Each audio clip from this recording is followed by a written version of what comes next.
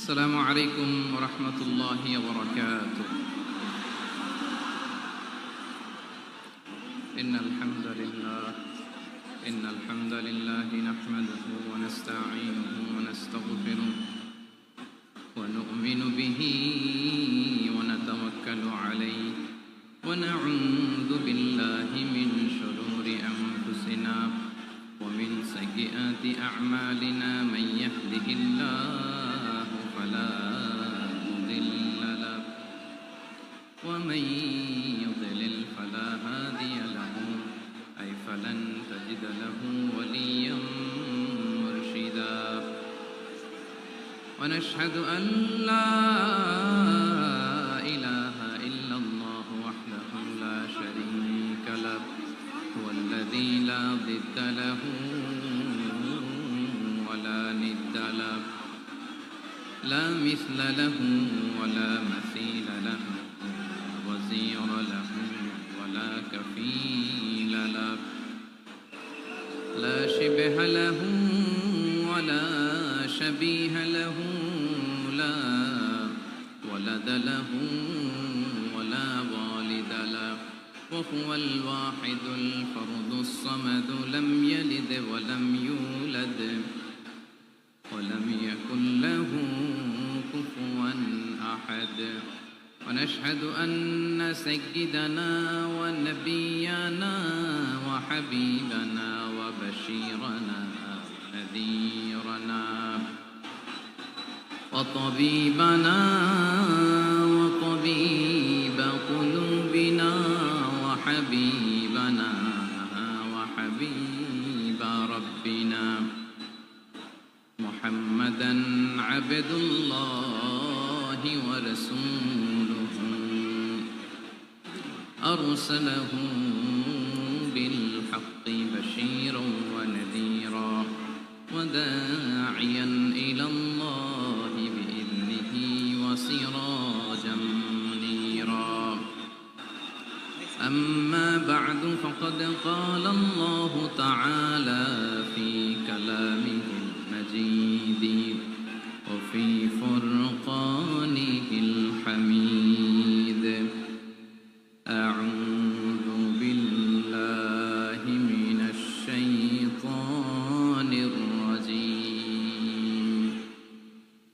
بسم الله الرحمن الرحيم.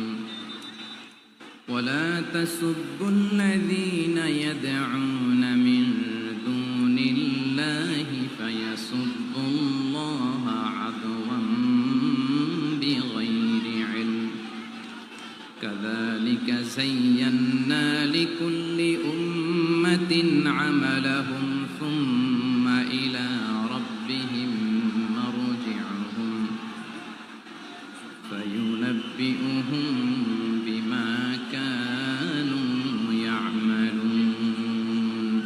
إن الله وملائكته يصلون على النبي يا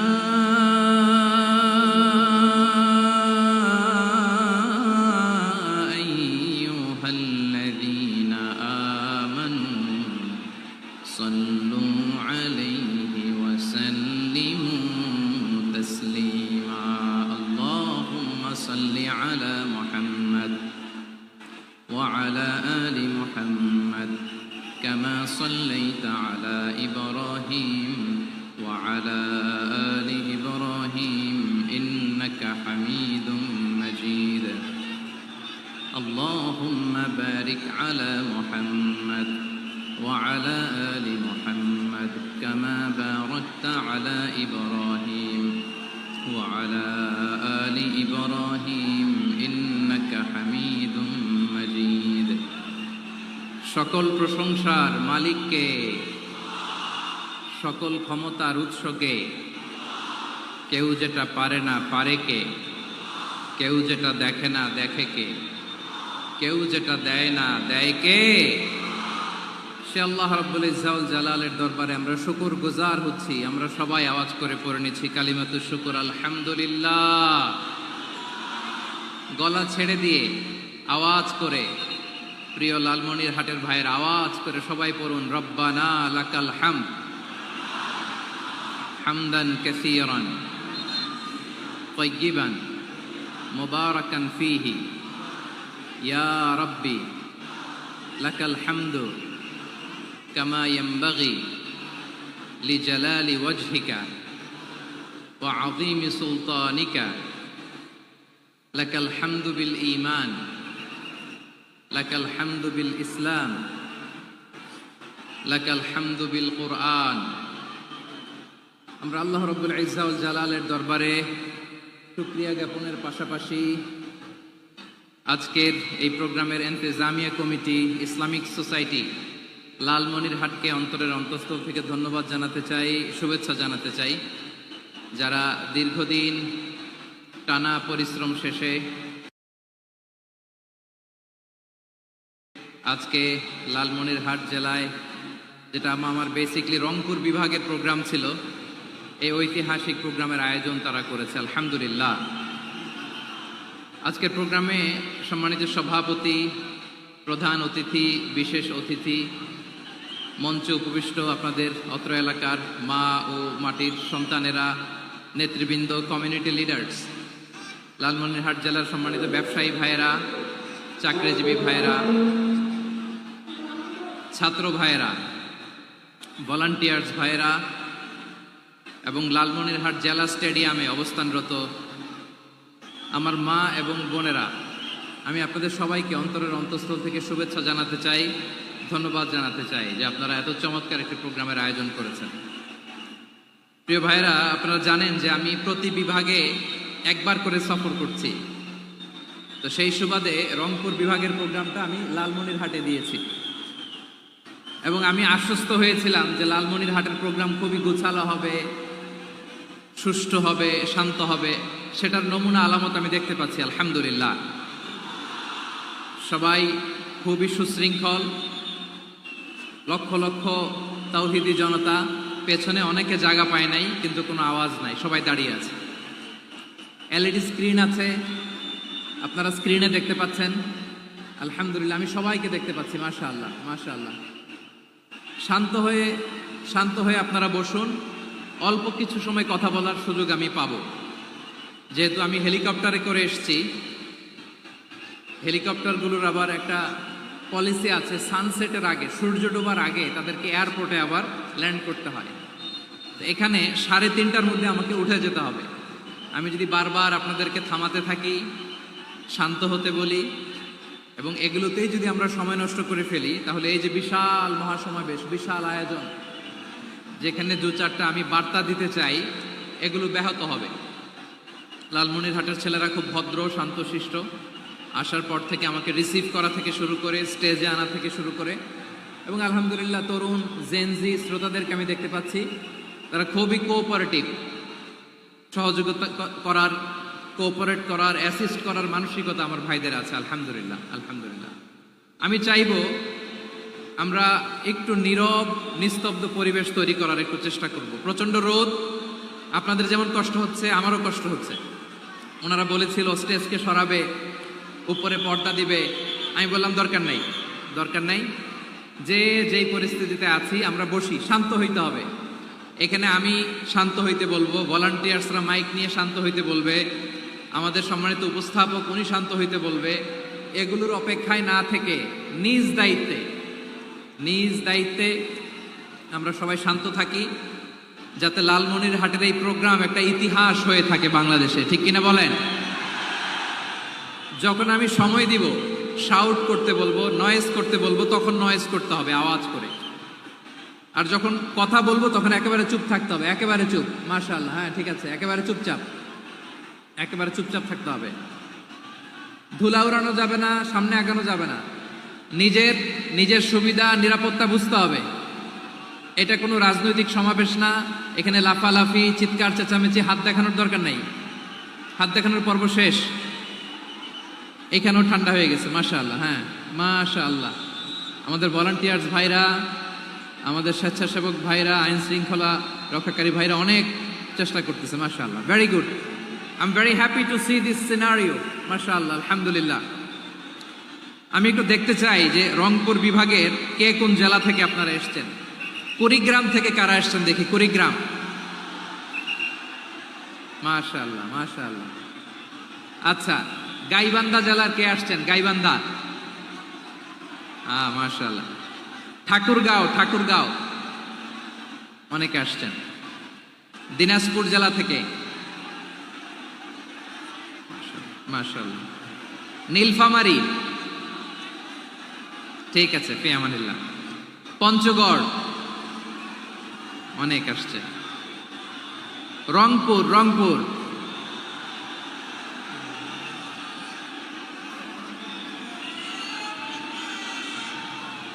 মাশাআল্লাহ মাশাআল্লাহ মাশাআল্লাহ, ঠিক আছে। লালমনিরহাটের কারা দেখি, লালমনিরহাট।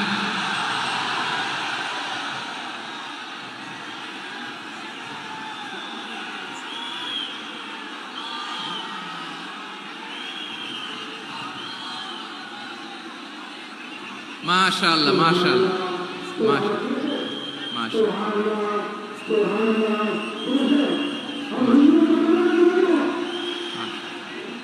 ঠিক আছে ঠিক আছে। আচ্ছা, এই রংপুর বিভাগের বাইরে থেকে অন্য জেলার কারা কারা আসছেন দেখি, তাও আছে অনেকে, মাশাআল্লাহ, ঠিক আছে ঠিক আছে। আজকের প্রোগ্রামে উপস্থিত আছেন প্রধান অতিথি হিসেবে অধ্যক্ষ আসাদুল হাবিব দুলু ভাই, সাংগঠনিক সম্পাদক বিএনপি জাতীয় নির্বাহী কমিটির সভাপতি জেলা বিএনপি লালমনিরহাট। বিশেষ অতিথি হিসেবে আমাদের অনেক ভাইরা এসছেন, সবাইকে শুকরিয়া জানাই। সভাপতিত্ব করছেন জনাব আব্দুল হাকিম। আইন শৃঙ্খলা বাহিনী, প্রশাসন, ভলান্টিয়ার্স, শুনেছি আমি প্রায় 5,000 ভলান্টিয়ার্স আপনারা নিয়োগ দিয়েছেন, আলহামদুলিল্লাহ আলহামদুলিল্লাহ। অনেক গোছালো প্রোগ্রাম। আমার প্রাণ ঢালা ভালোবাসা জানবেন, আমার হৃদয়ের গহীন থেকে ভালোবাসা নিবেন, শুভেচ্ছা জানবেন সবাই, ঠিক আছে ঠিক আছে। প্রিয় ভাইরা, আমরা আর কাল বিলম্ব না করে মূল আলোচনায় চলে যেতে চাই। আজকে যে টপিকের উপর আমি কথা বলবো, টপিকটা হচ্ছে peaceful coexistence and communal harmony, শান্তিপূর্ণ সহাবস্থান এবং সাম্প্রদায়িক সম্প্রীতি। আমাদের বাংলাদেশে সাম্প্রদায়িক সম্প্রীতি আছে না নাই? আবহমান কাল থেকে আমরা মুসলিম, হিন্দু, বৌদ্ধ, খ্রিস্টান, পাহাড়ি, নৃগোষ্ঠী মিলেমিশে একাকার, আমরা সবাই মিলে বাংলাদেশ। আওয়াজ করে বলেন ঠিক কিনা? আমাদের পারস্পরিক সম্প্রীতি, ভালোবাসা, সৌহার্দ্যপূর্ণ আচরণ, বোঝাপড়া, এটা বেশ মজবুত, বেশ মজবুত। তবে মাঝে মাঝে আমাদের এই সম্প্রীতির ভেতরে অনেকে ফাটল ধরাতে চায়। আমরা যে সুখে আছি, শান্তিতে আছি, এটা অনেকের ভালো লাগে না, ঠিক কিনা বলেন? আমাদের মধ্যে সাম্প্রদায়িক সম্প্রীতি, সৌহার্দ্যপূর্ণ আচরণ, ভালোবাসা, এটা আবহমান কাল ধরে আছে।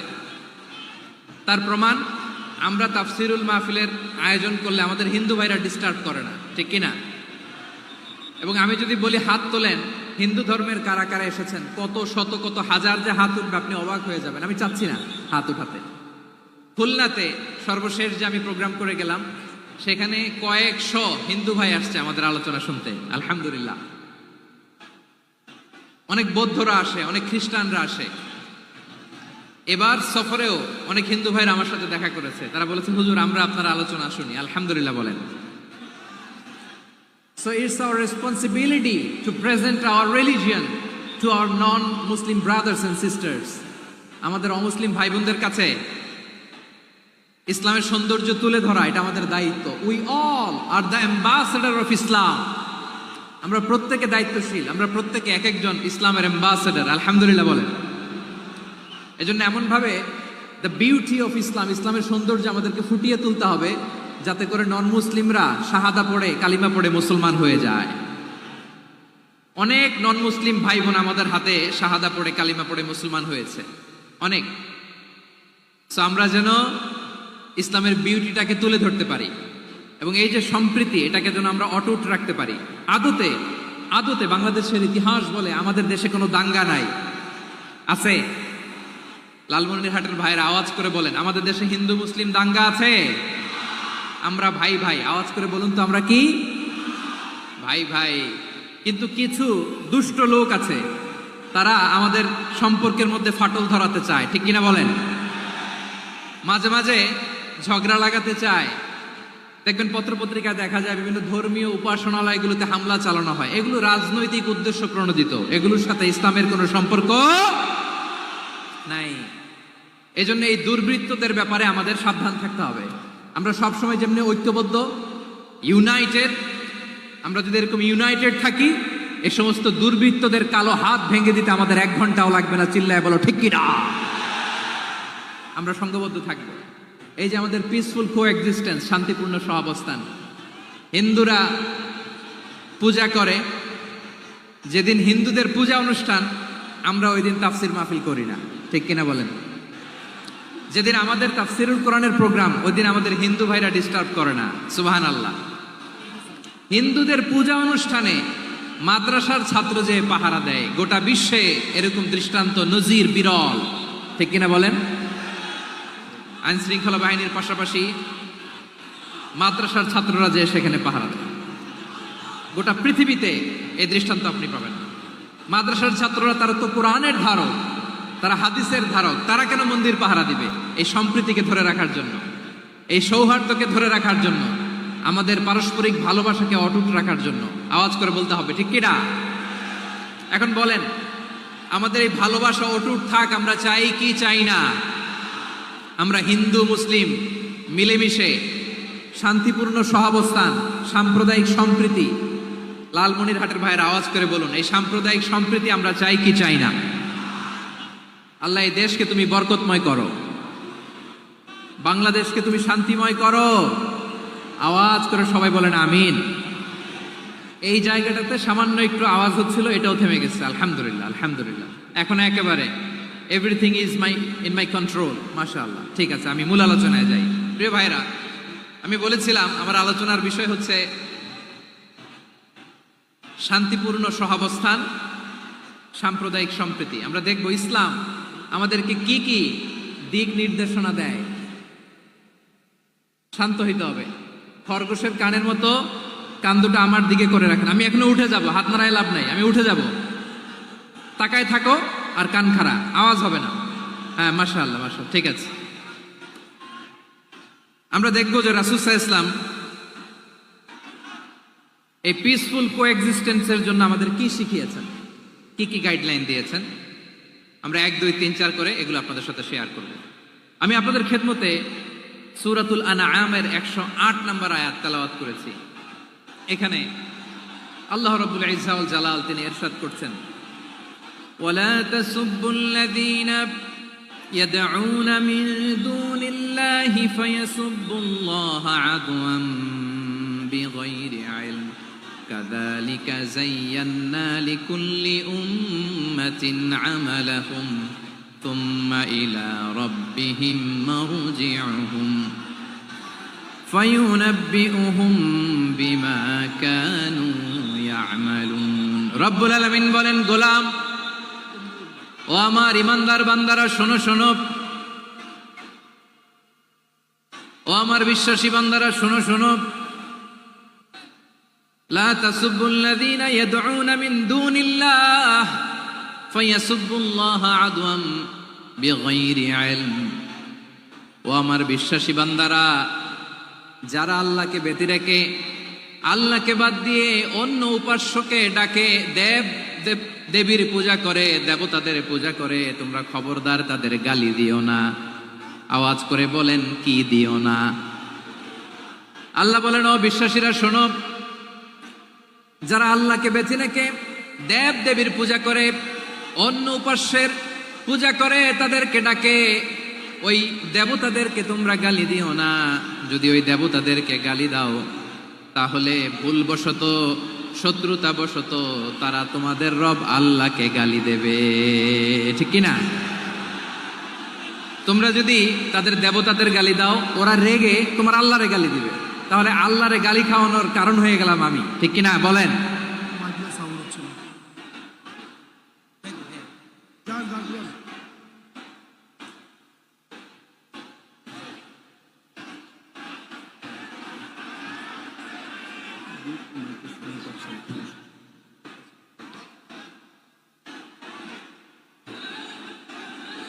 সম্মানিত ভাইয়েরা, এত বিশাল প্রোগ্রাম, মাইকের একটা সেটআপ থাকে, তারগুলো অনেক সময় নড়ে যায়, ধাক্কা ধাক্কিতে ডিসপ্লেস হয়, একটু ঝামেলা হবে।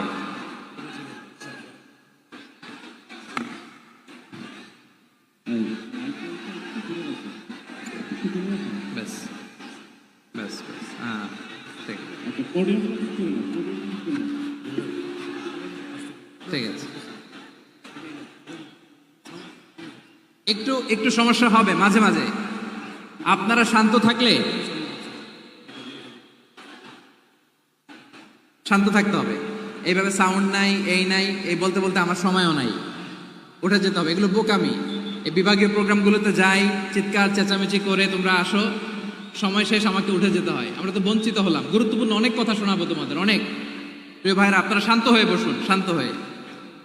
রব্বুল আলামিন বলেন, খবরদার বিশ্বাসীরা, আল্লাহ ছাড়া যারা অন্যান্য উপাস্যদেরকে ডাকে, দেবতাদেরকে ডাকে, তাদেরকে তোমরা গালি দিও না।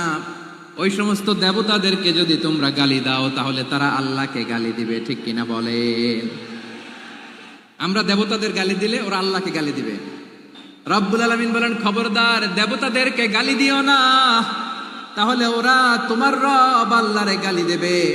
প্রতিটি জাতির জন্য তাদের কাজকে আমি আল্লাহ সুশোভিত করে রেখেছি, তারা সবাই একদিন আমার কাছেই ফিরে আসবে। এরপর আমি রব্বুল আলামিন তাদের আমলনামা তাদেরকে জানিয়ে দেব। সুবহানাল্লাহ পড়ে। প্রিয় ভাইয়েরা, আল্লাহ তাআলা বলেছেন, খবরদার গালি দিও না। আদেশটা কার? আওয়াজ করে বলেন তো। হিন্দুদের দেবতা দেবদেবীদেরকে গালি দেওয়া যাবে না, আওয়াজ করে বলুন প্রিয় ভাইয়েরা, এই আদেশটা কার? এই আপনাদের গলার আওয়াজ। অন্য ধর্মের দেবতাদেরকে যে গালি দেওয়া যাবে না, এই আদেশটা কার? আরো জোরে বলুন, কার? গালি দিবেন কোন দেবতাকে? দিবেন? যদি দেন তাহলে ওরা আল্লাহরে গালি দিবে, তাহলে আল্লাহরে গালি খাওয়াইলো কে? আপনি, ঠিক কিনা বলেন? আমি আল্লাহকে গালি খাওয়ানোর কারণ হলাম, কারণ আমি যদি গালি না দিতাম ওরা আমার রবকে গালি দিত না। আওয়াজ করে বলেন ঠিক কিনা? তাহলে প্রিয় ভাইয়েরা, ইসলাম আমাদেরকে শিখায়, সূরাতুল আনআমের 108 নম্বর আয়াত থেকে আমরা বুঝলাম, কোন ধর্মকে ছোট করা যাবে না। অন্য ধর্মকে ছোট করা মানে ইসলামকে ছোট করা। অন্য ধর্মের দেবতাকে গালি দেওয়া মানে আল্লাহকে গালি খাওয়ানো। আওয়াজ করে বলেন ঠিক কিনা? খবরদার, এটা করা যাবে না। আর অন্য ধর্মের দেবতাকে যদি আপনি গালি দেন, ওরা ইসলাম থেকে দূরে সরে যাবে। যাও ইসলামের প্রতি আকৃষ্ট হয়েছিল, আর কোনোদিন ইসলামের ধারে কাছে আসবে না। আওয়াজ করে বলেন ঠিক কিনা? এজন্য কখনো কোনোদিন অন্য ধর্মের দেবতাদেরকে গালি দেওয়া যাবে না। অন্য ধর্মের কোনো দেবতাদেরকে আমরা গালি দিব না, গালি দিব না, বরং ইসলামের beauty, the beauty of Islam, ইসলামের সৌন্দর্যকে আমরা তুলে ধরব। আমরা যদি বিশ্বনবী সাল্লাল্লাহু আলাইহি ওয়াসাল্লামের জীবনের দিকে তাকাই, তাহলে আমি দেখব বিষ্ণু ইসলাম মক্কাতে কিংবা মদিনাতে অন্য ধর্মের লোকদের সাথে খুব পিসফুলি লাইফ লিড করেছেন। হোক মুশরিক, হোক খ্রিস্টান, হোক ইহুদি, বিশ্বনবী সবার সাথে মিলেমিশে ছিলেন। আলহামদুলিল্লাহ বলেন। ইসলাম হচ্ছে পিসফুল রিলিজিয়ান। অন্য ধর্মের প্রতি সহনশীলতার সবক ইসলাম আমাদেরকে দেয়। কিন্তু প্রতিটি মুসলিমের এটা মনে রাখতে হবে, আল্লাহর কাছে পছন্দনীয় গ্রহণযোগ্য ধর্ম, জীবনাদর্শ একটি, সেটা হচ্ছে ইসলাম। আওয়াজ করে বলেন সেটা কি? লালমনিরহাটের ভাইয়েরা আওয়াজ করে বলুন, আল্লাহর কাছে মনোনীত ধর্ম একটি, সেটা কি? এজন্য রব্বুল আলামিন বলেন, ইন্নাদ-দীনা ইনদাল্লাহিল ইসলাম, আল্লাহর কাছে মনোনীত গ্রহণযোগ্য অ্যাকসেপ্টেড ধর্ম মতাদর্শ একটা, সেটা হলো ইসলাম। ইসলাম ছাড়া অন্য কোনো ধর্ম যদি কেউ তালাশ করে, তার ওই ধর্ম আল্লাহ গ্রহণ করবে না। ওমাইয়াবতাগি গায়রাল ইসলামি দীনান ফালাই ইউকবালা মিন ওয়া হুয়া ফিল আখিরাতি মিনাল খাসিরিন।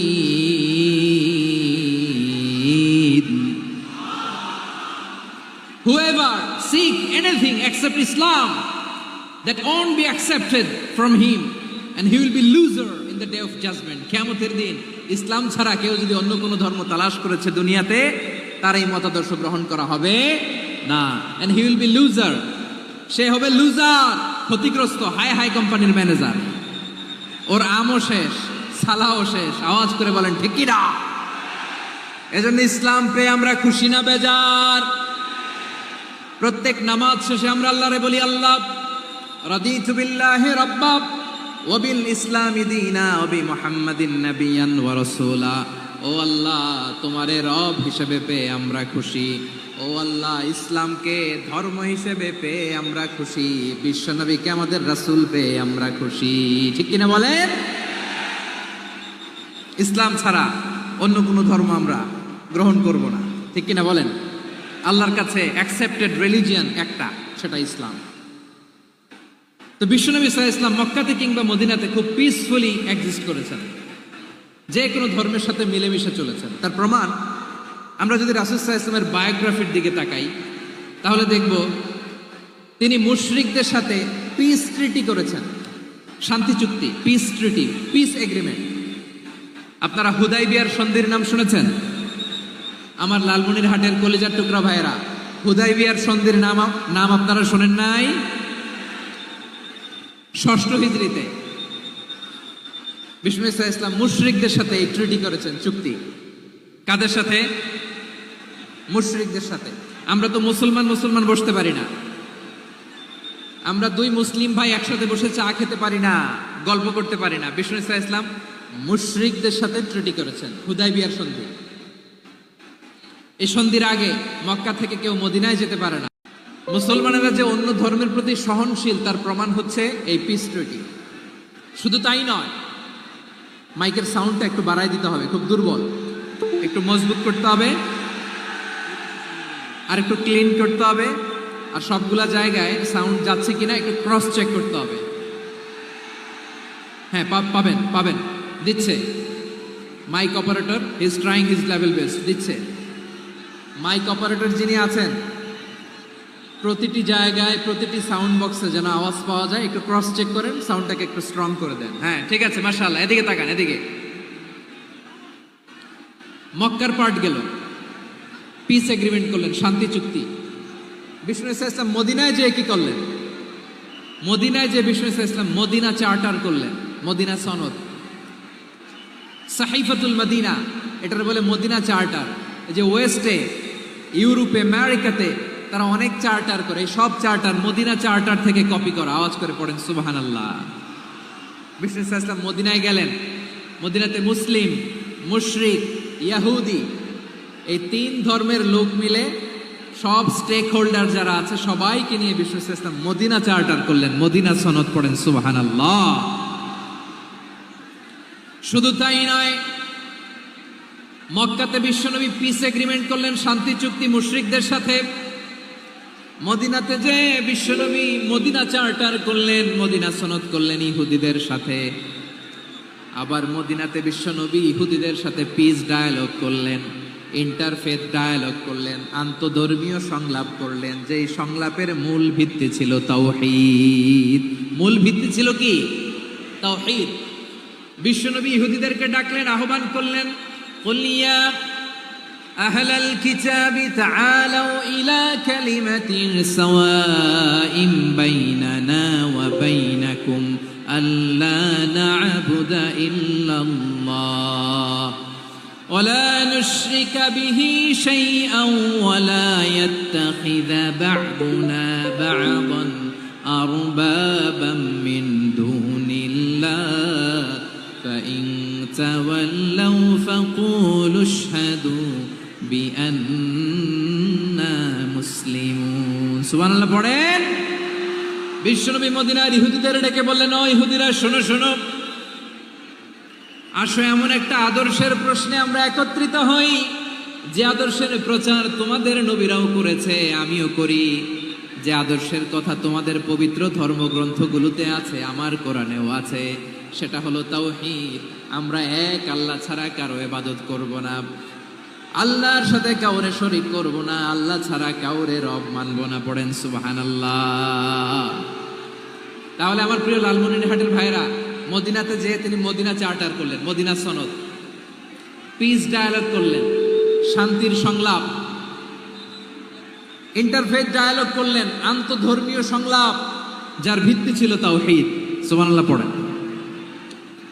তাহলে অন্য ধর্মের প্রতি সব সময় ইসলাম সহনশীল। টলারেন্স যদি আপনি দেখতে চান, ইসলামের নবী বিশ্ব নবীর দিকে তাকান, ঠিক কিনা বলেন?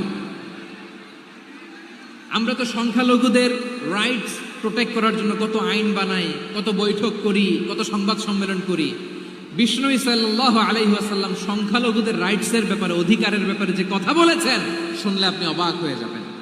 বিশ্বনবী বলেন, আলা মান যালামা মুআহাদান আও ইনতাকাসাহু আও কাল্লাফাহু ফাওকা তাআতিহি আও কাল্লাফাহু ফাওকা তাকাতিহি আও আখাযা মিনহু শাইআন বিগাইরি তিবি নাফসিন ওয়া আনা হাজিজুহু ইয়াউমাল কিয়ামা। খবরদার, জেনে রাখো, কেউ যদি কোনো সংখ্যালঘুর উপরে অত্যাচার করে, কোনো সংখ্যালঘুর প্রাপ্য থেকে যদি কেউ কাউকে ঠকায়, সংখ্যালঘুর উপর যদি কেউ কষ্ট দেয়, কোনো সংখ্যালঘুর সম্পদ যদি কেউ জোর করে কেড়ে নেয়, আমি কিয়ামতের দিন বিশ্বনবী ওই সংখ্যালঘুর পক্ষে আর ওই মুসলমানদের বিপক্ষে বাদী হয়ে দাঁড়াবো। সুবহানাল্লাহ বলতে পারলেন না? আল্লাহু আকবার। আপনি নামাজি, আপনি মুসল্লি, আপনি হাজী সাহেব, তাহাজ্জুদ পড়তে পড়তে কপালে দাগ ফেলে দিছেন, আপনার প্রতিবেশী হিন্দু, ভাবছেন আমার তো পাওয়ার আছে, ওর জমিটা দখল করি। বিশ্বনবী বলেন, কিয়ামতের দিন ওই হিন্দুর পক্ষে তোর বিরুদ্ধে আমি বাদী হয়ে দাঁড়াবো। পৃথিবীর কোন ধর্মে এরকম স্টেটমেন্ট পাবেন? পাবেন? আপনি ভাবছেন আপনি নামাজ পড়লে, হাজী সাহেব কপালে দাগ ফেলায় দিলে আপনি সালসালায় জান্নাতে চলে যাবেন না? খবরদার।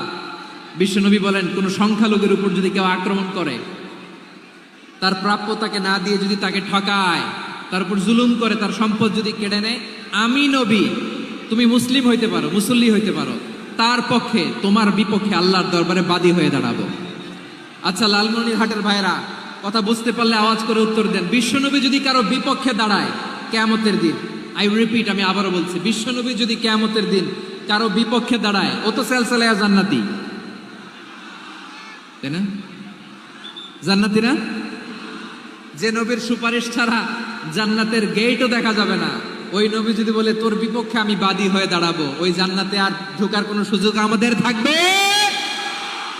এখানেই শেষ না আমার প্রিয় লালমনিরহাটের ভাইয়েরা, এখানেই শেষ নয়। বিশ্বনবী বলেন, মান কাতালা মুআহাদান, বুখারীর বর্ণনা, মান কাতালা মুআহাদান লাম ইয়ারাহ রাইহাতাল জান্নাহ।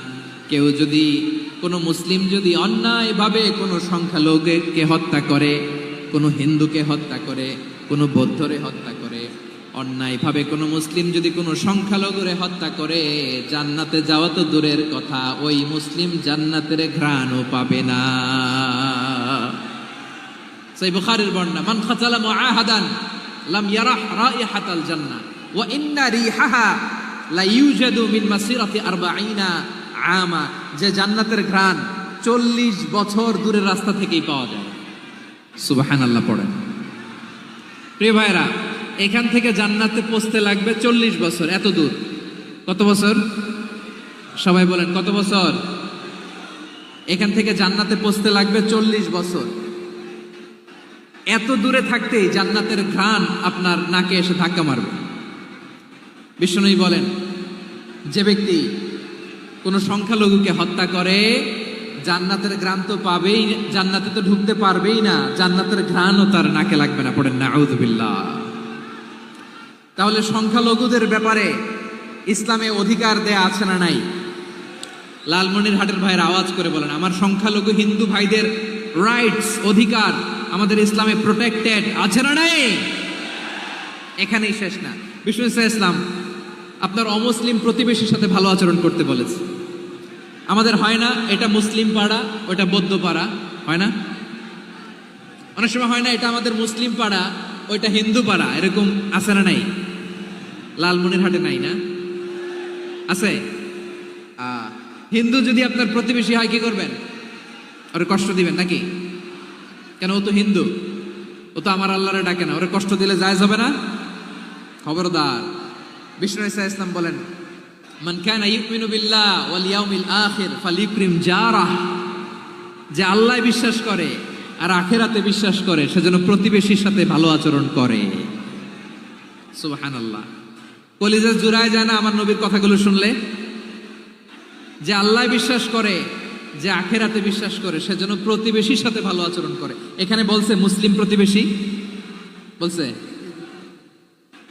নামাজি প্রতিবেশী বলছে, আল্লাহওয়ালা প্রতিবেশী বলছে না। প্রতিবেশী আস্তিক হোক নাস্তিক হোক, প্রতিবেশী মুমিন হোক মুশরিক হোক, প্রতিবেশী হইলেই তার সাথে ভালো আচরণের দরকার আছে না নাই? আমার প্রিয় লালমনিরহাটের ভাইরা, বিষ্ণু ইসা ইসলাম ওনার ইহুদি প্রতিবেশীদের দেখাশোনা করতেন। আওয়াজ না শোনা যাক, আমারও তো দেখা যায়, আমারও তো দেখা যায়। তাকায় থাকেন, তাকায় থাকলে সওয়াব হবে। কোরআনের কথা যেখান থেকে হয় এদিকে তাকায় থাকলেই বরকত। তাকায় থাকেন। জি জি, মাইক, আমি তার মাইক ঠিক করতে আসি না এদিকে, এই মাইক ঠিক করব ওই মাইক ঠিক করব, ওদিকে পাইলট বলবে হুজুর চলে আসেন। জি বসুন বসুন, মাশাআল্লাহ, হ্যাঁ খুব শান্ত, ঠিক আছে। পুলিশ ভাইরা না খেয়ে দিনরাত আপনারা যাতে সুশৃঙ্খল একটা প্রোগ্রাম উপহার পান এটাই চেষ্টা করতেছে, আপনাদেরকে কষ্ট দিতে আসে নাই, একটু একটু সহযোগিতা করেন। জি মাশাআল্লাহ, হ্যাঁ ঠিক আছে। আমার প্রিয় ভাইরা, প্রতিবেশী আস্তিক হোক নাস্তিক হোক, মুসলিম হোক হিন্দু হোক, তার সাথে ভালো আচরণ করতে হবে। বিষ্ণু ইসা ইসলাম ওনার ইহুদি প্রতিবেশীর বাসায় যেতেন। কোন প্রতিবেশী? ইহুদি। আওয়াজ করে বলেন, কোন প্রতিবেশী? ইহুদি। এক ইহুদি কিশোর বিষ্ণু ইসা ইসলামের খেদমত করতে, ইহুদি ছেলে আমার নবীর খেদমত করতো, তারা ছিল নবীর প্রতিবেশী। তো অনেক দিন হয় ইহুদি ছেলেটা আসে না। বিষ্ণুনবী খোঁজ দিলেন, ঘটনা কি? একটা ইহুদি ছেলে না আমার খেদমতে আসতো, ছেলেটা কই? খোঁজ নিয়ে জানলেন ছেলেটা অসুস্থ। বিষ্ণু ইসা ইসলাম ওই ইহুদির বাড়িতে চলে গেলেন ওই ছেলেটাকে দেখা করার জন্য, ভিজিট করার জন্য। সুবহানাল্লাহ পড়বেন না? গেলেন, যে দেখে ইহুদি ছেলেটা মুমূর্ষ, যান যান যায় যায় ভাব, বিছানায় পড়ে আছে, তার বাবা দাঁড়ানো। বিশ্বনবী তার মাথার পাশে বসলেন, মাথায় হাত বুলিয়ে দিলেন, আর ছেলেটাকে বললেন আসলিম, হে ইহুদি ছেলে আসলিম, ইসলাম ধর্ম গ্রহণ করো। তো ছোট্ট ছেলে ভাবে আমরা ইহুদি, এখন ইসলাম ধর্ম গ্রহণ করলে আব্বা যদি বকা দেয়, ফানাযারা ইলা ওয়াজহি আবি, ছেলেটা তার বাবার চেহারার দিকে তাকালো, দেখি আব্বা কি কয়। আব্বা যদি বলে তাইলে ইসলাম ধর্ম গ্রহণ করবে। ইহুদি ছেলেটা তার বাবার দিকে যখন তাকালো, ওর বাবা বলে আতি আবুল কাসিম, আবুল কাসিম যা বলে তাই করো। আবুল কাসিম হচ্ছে বিষ্ণু ইসা ইসলামের একটা কুনিয়াত, উপনাম।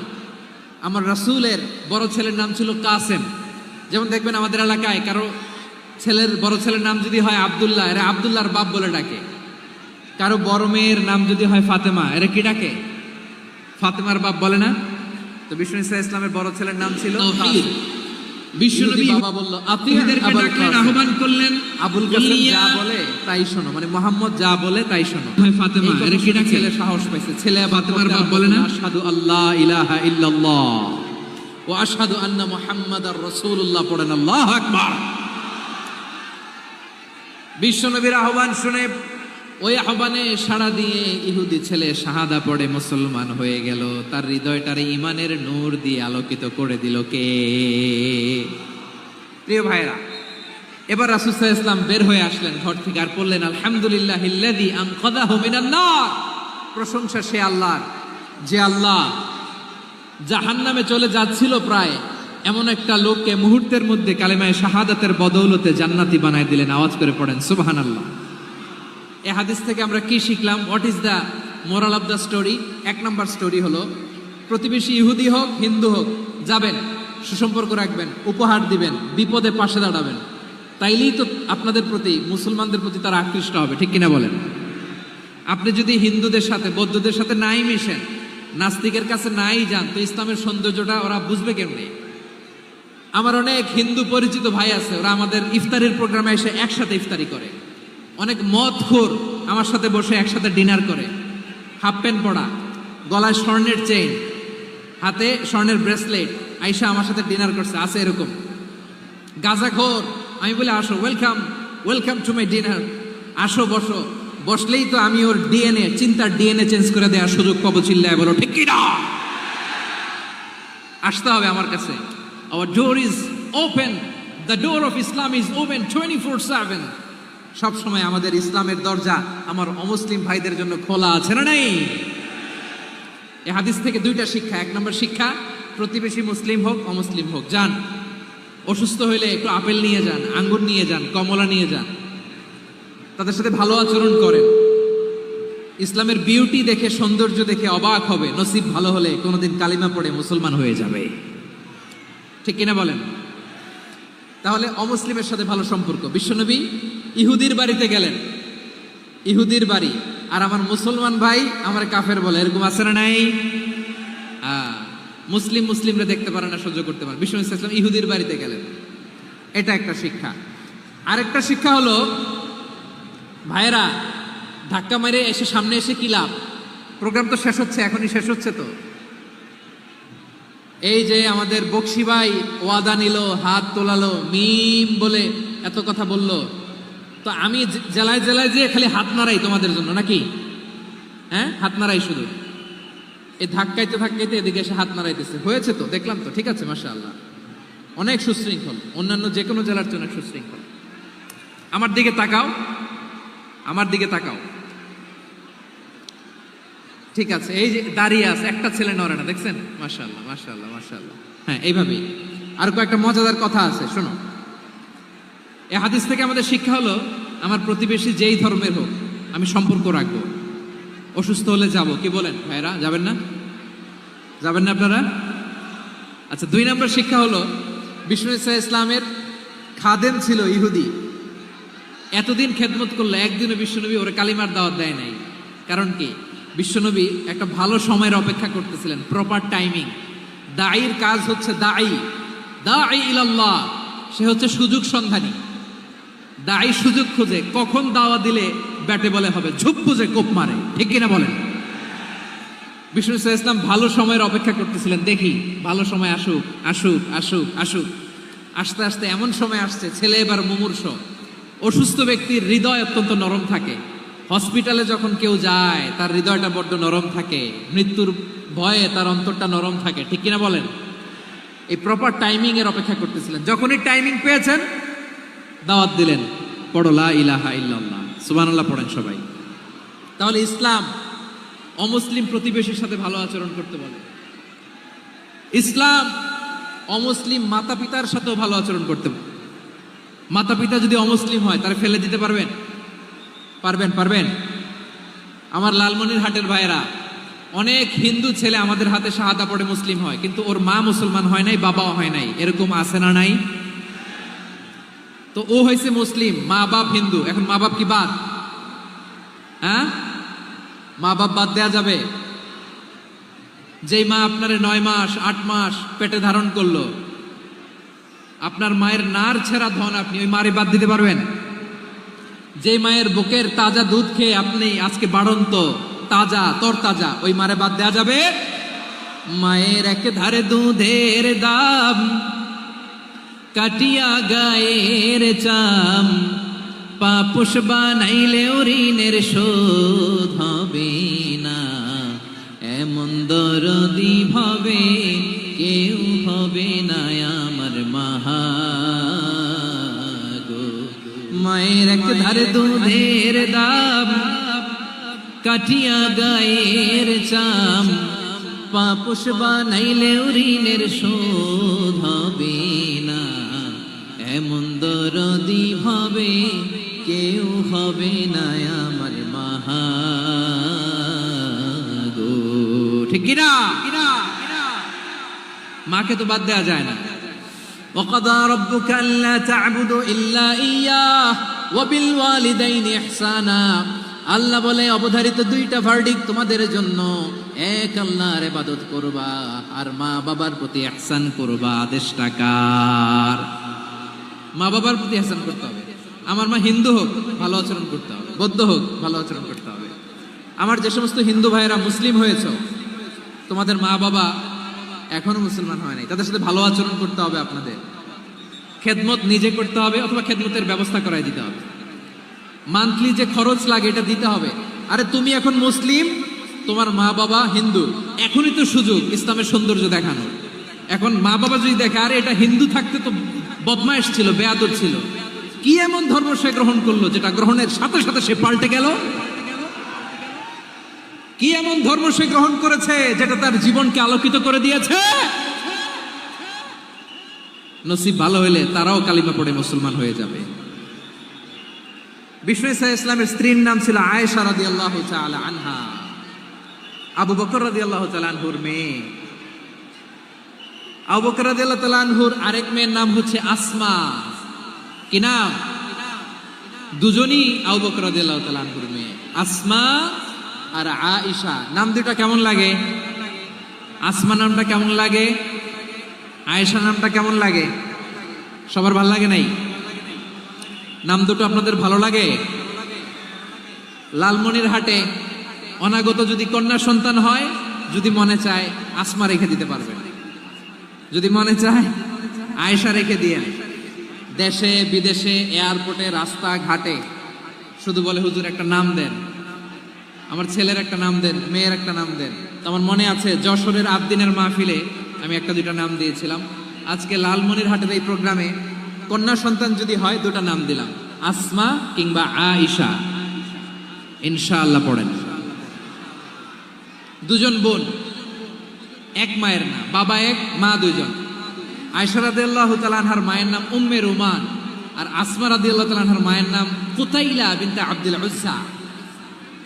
আবু বকর রাদিয়াল্লাহু তাআলা আনহু 4টা বিয়ে করেছিলেন। তো একই ঘটনা ঘটেছে এই ফ্যামিলিতে। আসমা ইসলাম ধর্ম গ্রহণ করে মুসলিমা, কিন্তু তার মা কুতাইলা মুশরিকা। আই রিপিট, বোঝার জন্য আমি আবারও বলি, আসমা রাদিয়াল্লাহু তাআলা আনহা মুসলিমা, আর আসমার মা কুতাইলা, আওয়াজ করে বুঝে থাকলে বলেন, আসমার মা মুশরিকা। তার মানে মেয়ে মুসলিম, মা অমুসলিম। ভেজাল আছে না নাই? কিন্তু কুতাইলা আর ধৈর্য ধারণ করতে পারে না। নার ছেড়া ধন, কলিজার টুকরা ধন, কলিজার টুকরা সন্তান আসমারে দেখতে বড্ড মন চায়। সাইয়েদনা আসমা রাদিয়াল্লাহু তাআলা আনহা মক্কা থেকে হিজরত করে মদিনায় চলে গেলেন। হুদাইবিয়ার পর যখন মক্কা মদিনার ট্রাফিক স্বাভাবিক হলো, মক্কার লোক মদিনায় যায়, মদিনার লোক মক্কায় আসে। কুতাইলা কলিজার টুকরা সন্তান আসমারে দেখার জন্য কিছু উপহার নিয়ে বিশাল মরুপথ পাড়ি দিয়ে মক্কা থেকে মদিনায় যায়। সুবহানাল্লাহ বলেন। এখন মা আসছে মেয়ের সাথে দেখা করতে, মেয়ে তো আর দেখা দেয় না। মেয়ে ভাবছে আমার মা তো মুশরিকা, অপবিত্রা, তার সাথে কি দেখা দেয়া যাবে? বিশ্বনবীর দরবারে চলে গেলেন। সুবহানাল্লাহ বলেন। কি সৌভাগ্যবান ছিল তারা, মাসলা জানার দরকার হলেই নবীর দরবারে চলে যেত। ঘরে বউয়ের সাথে ঝগড়া হলে নবীর দরবারে চলে যেত। অনেক সাহাবী বলে আমার পেটে ক্ষুধা লাগলো আমি নবীর কাছে চলে যেতাম, কারণ নবীর চেহারার দিকে তাকালেই আমার পেটের ক্ষুধা মিটে যেত। সাইয়েদনা আসমা রাদিয়াল্লাহু তাআলা আনহা বিশ্বনবীর কাছে চলে গেলেন, যে বললেন ইয়া রাসূলুল্লাহ ইয়া হাবিবাল্লাহ ইন্না উম্মি কাদিমাতুন ইলাইয়া ওয়া হিয়া রাগিবা। আমার মা মক্কা থেকে অনেক দূর মরুর পথ পাড়ি দিয়ে উপহার সামগ্রী নিয়ে মদিনায় আমার সাথে দেখা করতে এসেছে গো নবী। আমার জানতে বড্ড ইচ্ছে হয় আমি আমার মুশরিকা মায়ের সাথে একটু দেখা করতে পারবো কিনা। আফা আসিলুহা, আগে যেমনি আমি আমার মায়ের সাথে ভালো আচরণ করতাম, যেমনি আমি আমার মায়ের সাথে সদাচরণ করতাম গো নবী, এখন আমি মুসলিমা মা মুশরিকা, এখনো কি আগের মতো সদাচরণ করতে পারবো নাকি? বিশ্বনবী বললেন নাম সিলিহা, হ্যাঁ রে আসমা, অবশ্যই অবশ্যই, আগে ঠিক যেমন তুমি তোমার মায়ের সাথে ভালো আচরণ করতে, এখনো তেমনি আগের মতো ভালো আচরণ করবা। আওয়াজ করে পড়েন সুবহানাল্লাহ। কি ইসলাম আমরা পেয়েছি! কত ব্রড মাইন্ডেড আমাদের ইসলাম, কত ওপেন মাইন্ডেড ইসলাম, কত ওপেন আপ করতে পারে, চিন্তা করতে পারেন। বিষ্ণু বললেন হ্যাঁ অবশ্যই, নাম সুলিহা, আগে যেমনি ভালো আচরণ করছো আসমা, এখন ওই রকমই করো, পারলে আরো বাড়াই করো। সুবহানাল্লাহ বলেন। তাহলে আমার যে হিন্দু ভাইয়েরা, হিন্দু বোনেরা, ইমানের বদৌলতে দৌলতে আপনি ধন্য হয়েছেন, আপনার আম্মা আব্বা এখনো মুসলমান হয় নাই, তাদের জন্য দোয়া করেন, তাদের জন্য দোয়া করেন, আল্লাহ যেন তাদেরকেও ইমানের দৌলত দান করে। আমরা সবাই পড়ি আমিন, আরো জোরে পড়েন আমিন। এখন বলেন ইসলাম কি ন্যারো মাইন্ডেড রিলিজিয়ান না ব্রড মাইন্ডেড? লালমনিরহাটের যুবক ভাইরা আওয়াজ করো, ইসলাম কি ন্যারো মাইন্ডেড না ব্রড মাইন্ডেড? কতটা ব্রড মাইন্ডেড দেখেন। বিশ্বনবী সাল্লাল্লাহু আলাইহি সাল্লাম অমুসলিমরা যদি নবীকে উপহার দিত, ওই উপহারও বিশ্বনবী গ্রহণ করতেন। সুবহানাল্লাহ পড়েন। আপনার অমুসলিম বন্ধু যদি উপহার দেয় সেটাও আপনি নিতে পারবেন, যেটা নেওয়া যায়। কিন্তু আপনার বন্ধু যদি আপনার মদের বোতল দেয়, নিতে পারবেন? হ্যাঁ, মদের বোতল দিলে পারবেন না। আপনার বন্ধু যদি আপনার পর্ক দেয়, পর্ক, শুকরের গোশত মিশ্রিত কোনো খাবার, ওটা নিতে পারবেন না। হালাল যে কোনো জিনিস নিতে পারবেন। বিশ্বনবী সাল্লাল্লাহু আলাইহি ওয়াসাল্লাম অমুসলিমদের দেয়া হাদিয়া গ্রহণ করতেন। কেমন নবী ছিলেন? আমার নবীরে চিনে নেন, আমার নবীর অ্যাটিটিউড জেনে নেন। বিশ্বনবী সাল্লাল্লাহু আলাইহি ওয়াসাল্লাম যখন কোনো জনপদে যেতেন, 3টা অপশন নিয়ে যেতেন। প্রিয় ভাইয়ের, আওয়াজ করে বলতে হবে, কোনো জনপদে গেলে আমার নবীর অপশন থাকতো কয়টা? আমার মতো 3 আঙ্গুল উঁচু করে দেখান আর বলুন, আমার নবী কোনো জনপদে গেলে কয়টা অপশন নিয়ে যেতেন? 1 নাম্বার অপশন আসলিম তাসলাম। নতুন এলাকায় গেলে বলতেন আসলিম তাসলাম, ইসলাম ধর্ম গ্রহণ করো, শান্তিতে থাকবা, আমার ভাই হয়ে যাবে, আমরা ভাই ভাই। ইসলাম মানো, আমরা ভাই ভাই। অপশন নাম্বার কত? 1। যদি বলে না ইসলাম মানবো না, ওকে, অপশন নাম্বার 2, মুসলিম হওয়ার দরকার নাই, লা ইকরাহা ফিদ্দিন, ইসলামে কোনো বাড়াবাড়ি নাই। খ্রিস্টান আছো থাকো, বৌদ্ধ আছো থাকো, ইহুদি থাকতে চাও থাকো, কিন্তু আমরা যেহেতু রিজিওনাল সুপার পাওয়ার, আমাদের আন্ডারে থাকো, ট্যাক্স দিয়া থাকো, এটার বলে জিজিয়া। আলেম যারা আছেন বুঝবেন, এটার আরবিতে কি বলে? জিজিয়া। You pay us the tax, we will give you the security. তোমরা ট্যাক্স দিবা, আমরা সিকিউরিটি দিব, আমাদের আওতায় থাকবা, কেউ তোমাদেরকে আক্রমণ করতে পারবে না, আমরা নিরাপত্তা দিব। সুবহানাল্লাহ বলেন। এটা অপশন নাম্বার কত? আচ্ছা, বুঝে থাকলে বলেন, 1 নাম্বার অপশন কি ছিল? ইসলাম। ইসলাম মানো, শান্তিতে থাকবা, ভাই ভাই, আমরা ভাই ভাই। অপশন নাম্বার 2, ট্যাক্স দাও, আমরা নিরাপত্তা দিব, মুসলিম হওয়া লাগবে না। এখন 1 নাম্বারও মানে না, 2 নাম্বারও মানে না, মুসলিম হবো না, ভালো, খ্রিস্টান থাকো, ট্যাক্স দাও, আমরা সিকিউরিটি দিব না, এটাও মানি না। বিষ্ণু বলেন, তাহলে তলোয়ার আমাদের আর তোমাদের মাঝে ফয়সালা করবে।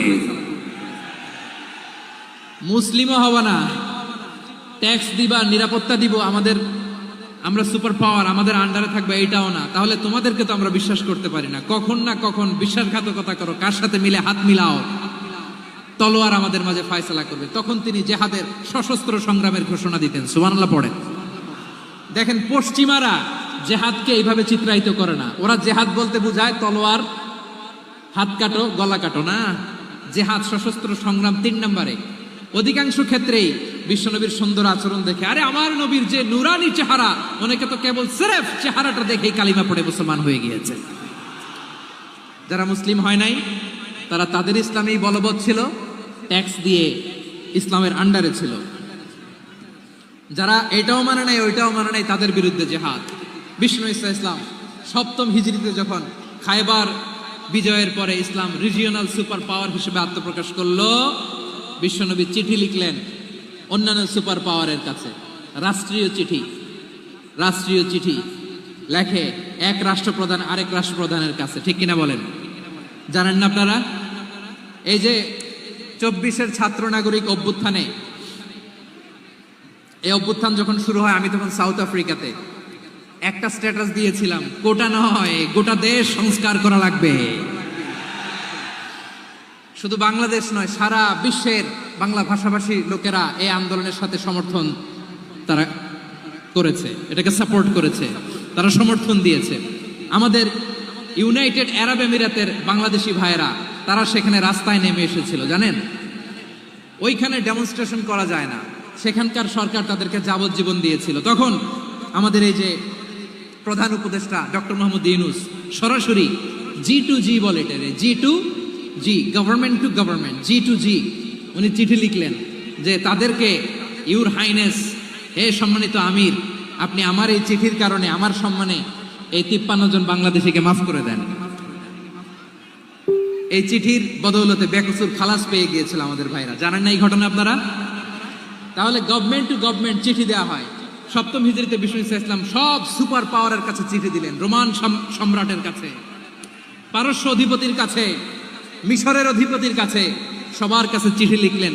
চিঠির ভাষা ছিল এরকম, মিন মুহাম্মাদিন রাসূলিল্লাহ ইলা মুকাওকিস আযীমিল কিবত, মুহাম্মদ রাসূলুল্লাহর পক্ষ থেকে মিশরের বাদশার কাছে, আসলিম তাসলাম, ইসলাম মানো, শান্তিতে থাকবা, সালামুন আলা মান ইত্তাবা আল হুদা, শান্তি তার জন্য যে হেদায়েতের অনুসরণ করে। সুবহানাল্লাহ পড়েন।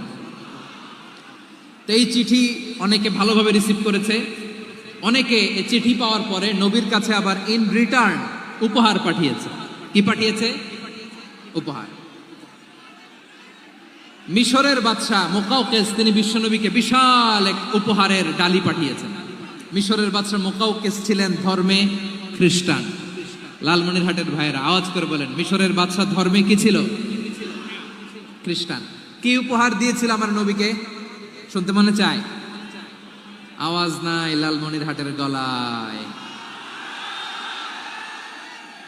শুনতে মনে যায়? 1000 স্বর্ণ মুদ্রা, 1000 স্বর্ণ মুদ্রা। 2টা খ্রিস্টান দাসী, একজনের নাম মারিয়া বিনতে শামাউন আল কিবতিয়া, আরেকজনের নাম সিরিন বিনতে শামাউন আল কিবতিয়া। একজন খ্রিস্টান দাস 20 থান কাপড় জামা বানানোর জন্য, আমরা নবী যেন সেলাই করে জামা বানাতে পারে এজন্য 20 থান কাপড়, 20 থান ফাইন গার্মেন্ট। সুবহানাল্লাহ পড়বেন না?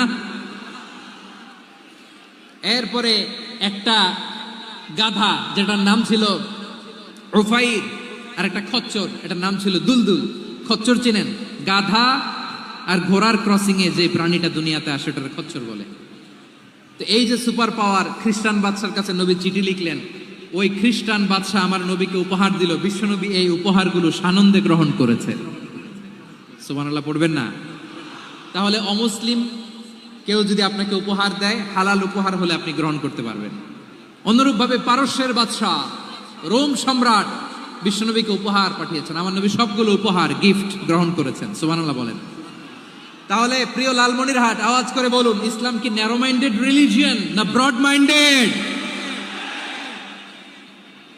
আম্মাজান আয়েশার কাছে মাসালা জানতে চায় মেয়েরা, হে আম্মাজান, অগ্নি উপাসকেরা তাদের ঈদের দিন নওরোজের সময় আমাদেরকে পাখি দেয়, নেওয়া যাবে? উনি বললেন, ওরা জবাই করে দিলে নেওয়া যাবে না, কিন্তু ওরা যদি ফলমূল এরকম খাবার দেয় এগুলো নেওয়া যাবে। তার মানে অমুসলিমদের দেয়া উপহার এটা গ্রহণ করা যায়। সুবহানাল্লাহ বলেন। শুধু তাই নয়, বিষ্ণু ঈসা ইসলাম অমুসলিমদের সাথে আর্থিক লেনদেনও করেছেন, ফিনান্সিয়াল ডিলিং করেছেন।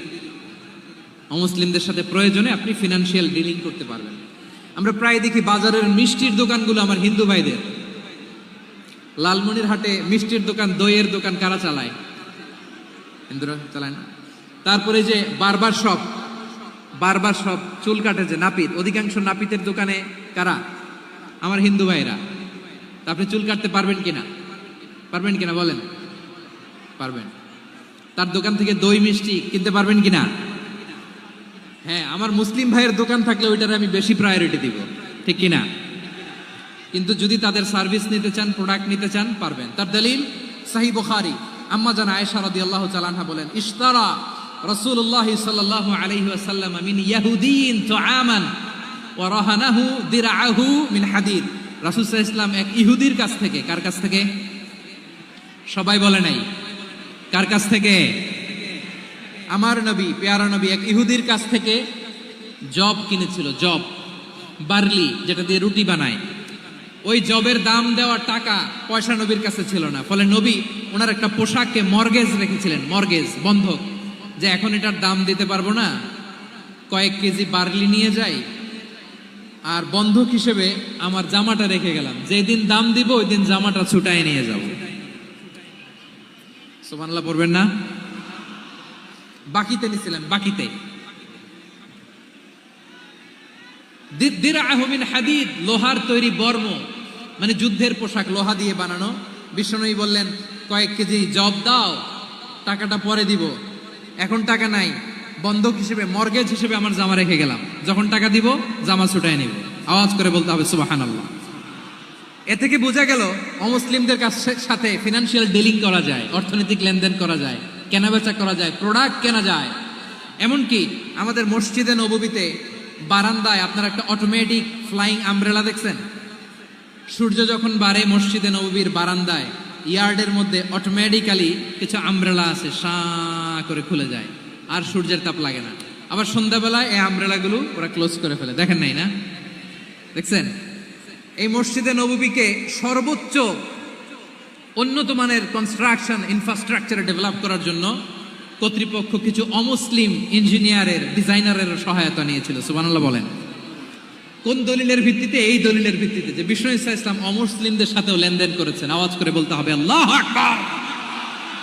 শুধু তাই নয়, ইন কেস অফ ইমার্জেন্সি, প্রয়োজনে ইসলামের খাতিরে ইসলামকে সামনের দিকে এগিয়ে নিয়ে যাওয়ার জন্য অমুসলিমদের সাপোর্ট নেওয়া জায়েজ আছে। সুবহানাল্লাহ বলেন। অমুসলিমদের সাপোর্ট নেয়া, তাদের থেকে অর্থ নেয়া, পলিটিক্যাল সাপোর্ট, পলিটিক্যাল অ্যাসাইলাম নেওয়া জায়েজ আছে। আমাদের অনেক বিশ্ববরেণ্য দায়ীরা আমেরিকায় অস্থায়ীভাবে অ্যাসাইলাম নিয়ে থাকে, নিজের দেশে গেলে ফাঁসিতে ঝুলাই দিবে। যুগ যুগ ধরে দায়ীদের উপর এরকম অত্যাচার আর নির্যাতন আছে না নাই? মিশরের অনেক দায়ীরা পাশ্চাত্যে যেয়ে থাকে, এই যে তারা পলিটিক্যাল অ্যাসাইলাম নিয়ে থাকে, রাজনৈতিক আশ্রয়, এটা জায়েজ আছে না? এটা যে জায়েজ আছে তার প্রমাণ স্বয়ং বিশ্বনবী সাল্লাল্লাহু আলাইহি ওয়াসাল্লাম পলিটিক্যাল সাপোর্ট নিয়েছিলেন অমুসলিমদের কাছ থেকে। সুবহানাল্লাহ বলেন। খুব মজাদার একটা ঘটনা, শুনবেন। আপনাদের আগ্রহ দেখে তো মনে হয় না শোনার ইচ্ছা আছে। আছে আছে, গলায় জোর আছে। লিল্লাহে তাকবীর, লিল্লাহে তাকবীর, নারায়ে তাকবীর। মাশাআল্লাহ।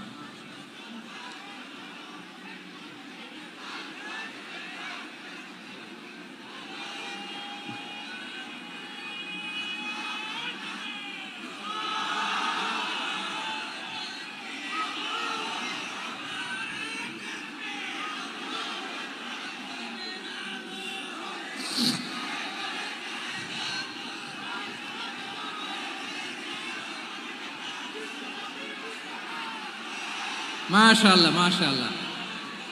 থামুন থামুন আমার ভাইরা। বিশ্বনবীর বয়স তখন প্রায় 51 বছর। কত বছর? বিশ্বনবীর সবচেয়ে কাছের মানুষ খাদিজা রাদিয়াল্লাহু তাআলা আনহা ইন্তেকাল করেছেন। বিশ্বনবী বড্ড কষ্ট পেলেন, হৃদয়টা ভেঙে খান খান। যিনি ঘরের ভেতরে বিশ্বনবীকে সান্ত্বনা দিতেন, ভালোবাসা দিতেন, বাইরে গেলে কুরাইশরা বকাঝকা করে, অত্যাচার করে, কিন্তু আম্মাজান খাদিজা রাদিয়াল্লাহু তাআলা আনহা ঘরটারে এমন শান্তির নীড় বানায় রেখেছেন, এই ঘরের ভিতরে ঢুকলে বিশ্বনবীর কলিজাটা ঠান্ডা হয়ে যেত। এজন্য রব্বুল আলামিন বলেন, খাদিজা, ও আমার বান্দি খাদিজা, জান্নাতে এমন স্পেশাল একটা ঘর আমি তোমার জন্য রেডি করে রেখেছি। ওই ঘরের মধ্যে কোনো আওয়াজ নাই, ওই ঘরের মধ্যে কোনো নয়েজ নাই, ওই ঘরে কোনো বিশৃঙ্খলা নাই।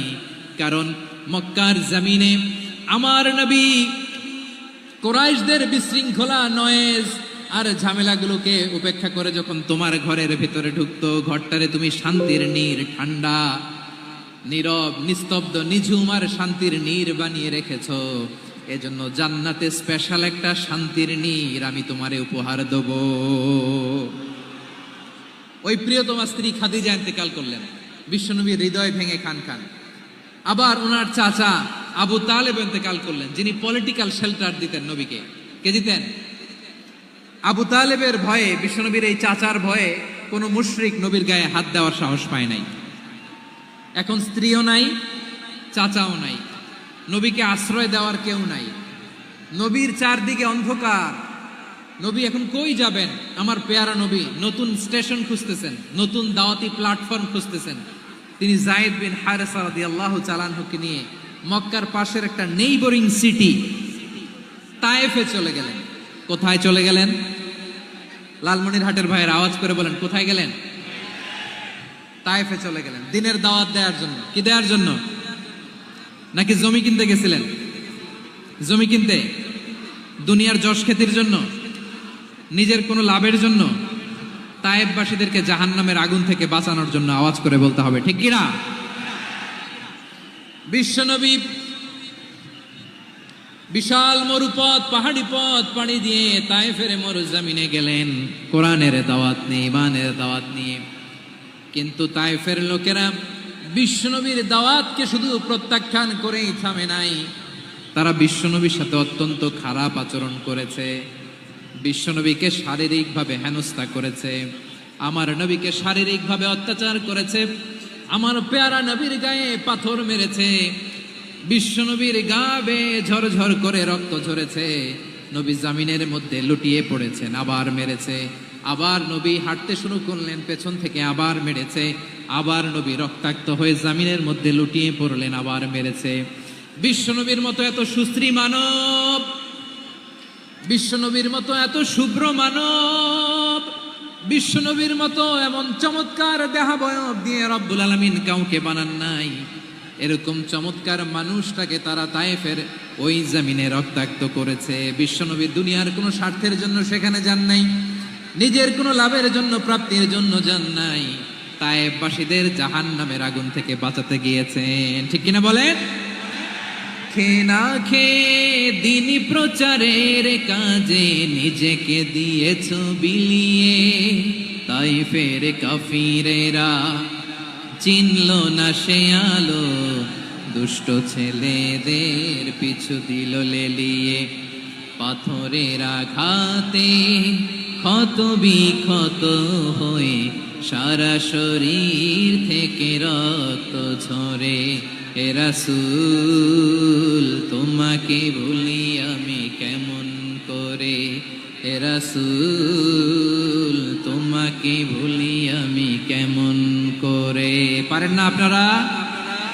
ধরুন আমার সাথে। হাজার ব্যথা বেদনার পরে ফিরে আসনি তুমি আপন ঘরে, দিনের আলো তুমি ছড়িয়ে দিতে, চলে গেলে মদিনায় মক্কা ছেড়ে।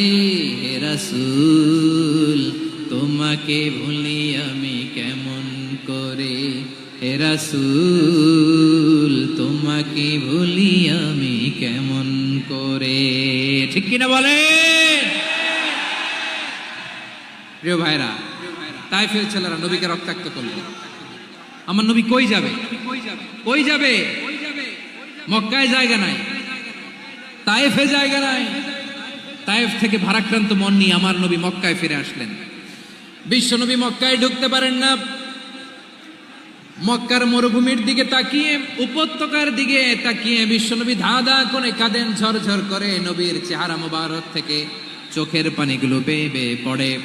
আমার জন্মস্থান, আমার শৈশব, কৈশোর, যৌবন কেটেছে এই মক্কায়, আমার এলাকায় আমি ঢুকতে পারি না। বিশ্বনবী মক্কার অনতি দূরে দাঁড়িয়ে জায়েদকে পাঠালেন, জায়েদ যাও দেখো কেউ আমাকে সাপোর্ট করার মতো আছে কিনা, যাও অমুকের কাছে যাও।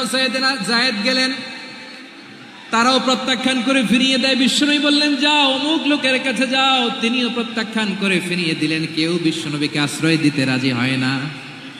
নিজ জন্মভূমিতে বিতাড়িত বিশ্বনবী, সর্বশেষ বিশ্বনবী বললেন যাও মুতঈম ইবনে আদির ঘরে যাও। মুতঈম ইবনে আদি মুশরিক, তার কাছে যাও। গেলেন, মুতঈম ইবনে আদি রাজি হয়ে গেল। সুবহানাল্লাহ বলেন। দেখেন, অনেক বিপদের সময়ও আমি নিজে সাক্ষী, সামাজিকভাবে, রাজনৈতিকভাবে কত ঝঞ্ঝা, কত ষড়যন্ত্র, কত কনস্পাইরেসি পাড়ি দিয়ে আমাদেরকে সামনে এগিয়ে যেতে হয়। এই শত্রুদের ভেতরেও একজনকে দাঁড় করিয়ে দেয় যে আল্লাহর কোরআনের জন্য রেডি হয়ে যায়। পড়েন সুবহানাল্লাহ।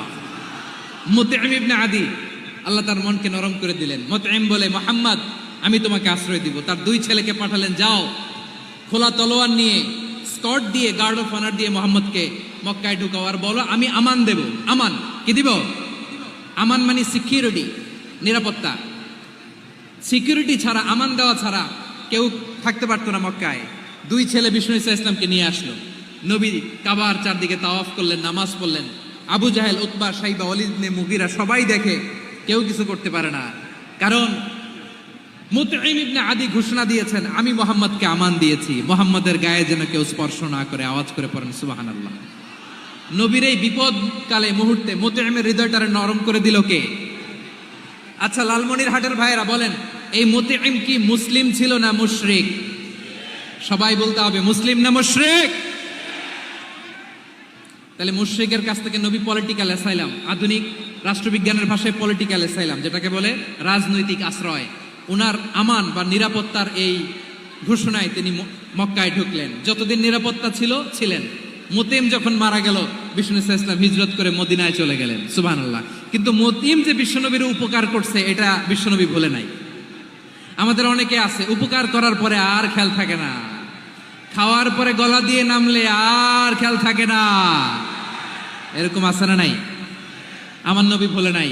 বদরের প্রান্তরে 70 জন কাফেরকে যখন বন্দি করে বিশ্বনবীর সামনে হাঁটু গেড়ে দাঁড় করানো হলো, বসানো হলো, 70 জন কাফের। কয়জন?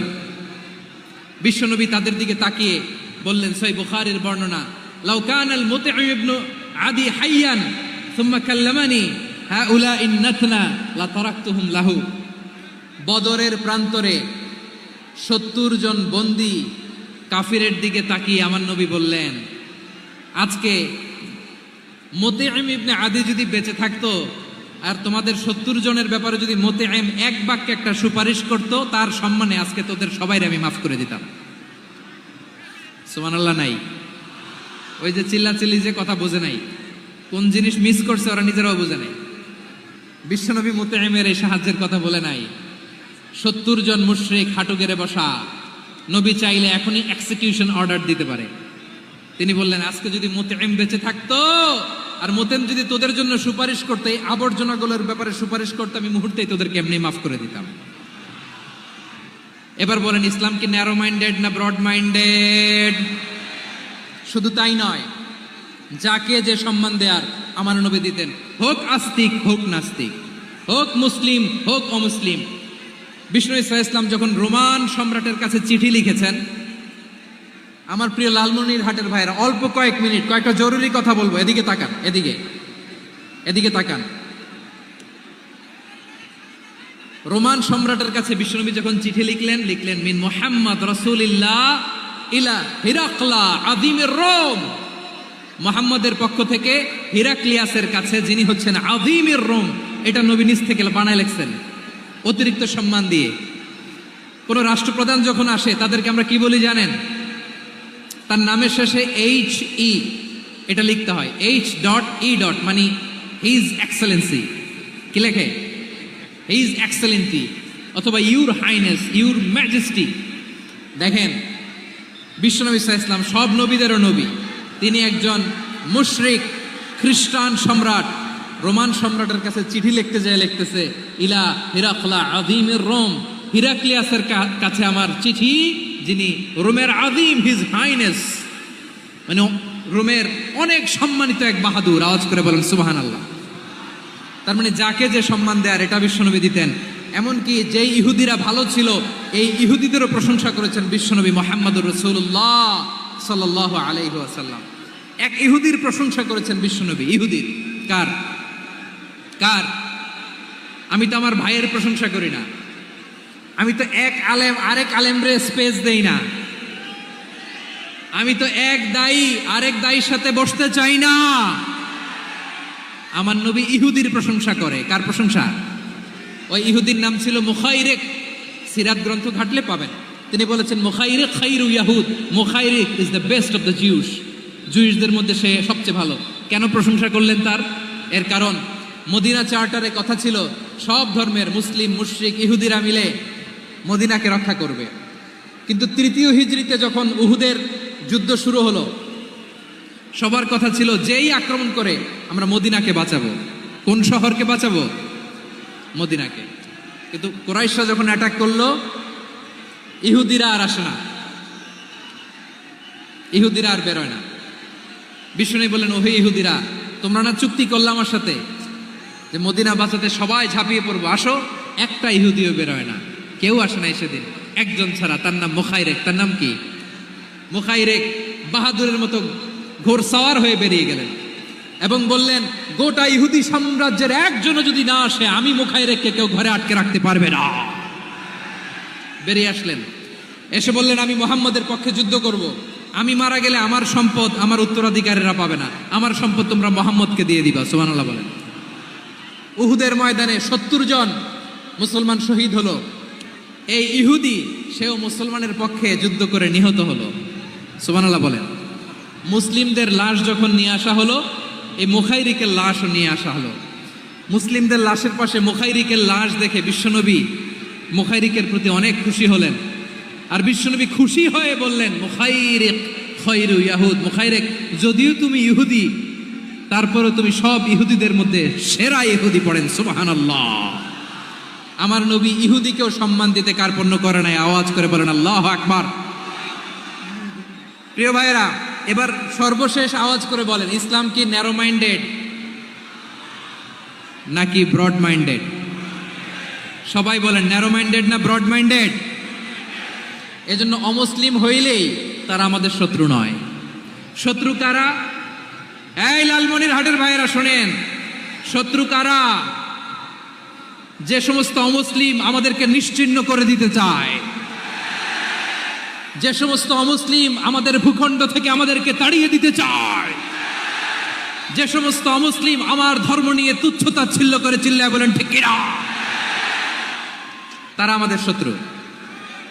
সাধারণ অমুসলিমরা আমার শত্রু নয়। এই যে হিন্দুরা থাকে এরা আমার ভাই, বৌদ্ধরা আমার ভাই, খ্রিস্টানরা আমার ভাই, ইহুদিরা আমার ভাই। তারা দিনই ভাই নয়, তারা মায়ের পেটের ভাই নয়, তারা মানবিক দিক থেকে ভাই। ও মানুষ, আমিও মানুষ। ইসলাম মানুষকে সম্মান করে, চিল্লায় বলো ঠিক কিনা। যারা আমাদের অস্তিত্বকে নিশ্চিহ্ন করতে চায়, যারা আমাদের ভূখণ্ডকে দখল করতে চায়, যারা আমাদেরকে নিয়ে মকারি করে, ফান করে, টিটকারি করে, আমার ধর্ম নিয়ে খেলা করে, তাচ্ছিল্য করে, ওদের বিরুদ্ধে আমাদের জিহাদ। সাধারণ মুসলিম আমাদের শত্রু নয়। আপনি জানেন নিউ ইয়র্কে, আমি তো নিউ ইয়র্কে ছিলাম অনেকদিন, ওখানে ফিলিস্তিনিদের পক্ষে যখন আমরা মিছিল করেছি, অনেক ইহুদি আমাদের সাথে মিছিলে দাঁড়িয়েছে। কারণ ওরাও জানে এই ভূখণ্ড ফিলিস্তিনিদের ভূখণ্ড। আওয়াজ করে বলো লালমনিরহাট ঠিক কিনা। ইসরায়েলের রাজধানী খোদ তেল আবিবে অনেক ইহুদিরা বেঞ্জামিন নেতানিয়াহু তার বিরুদ্ধে মিছিল করেছে। তো তারা কি আমরা ঐক্যবদ্ধ থাকলে ওই দুর্বৃত্তদের কালো হাত ভেঙে দিতে আমাদের সময় লাগবে না? তাদের কালো হাত ভেঙে দিতে রাজি আছে মুসলমান? কারা কারা রাজি? দু হাত তুলে দেখাও।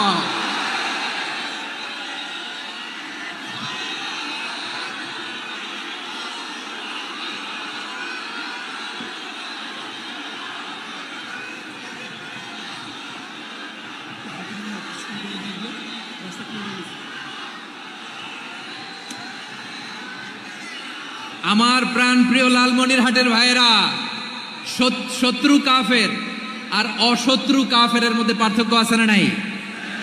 আবু তালেবও মুশরিক, আবু জাহেলও মুশরিক, কিন্তু দুই মুশরিকে পার্থক্য আছে না নাই?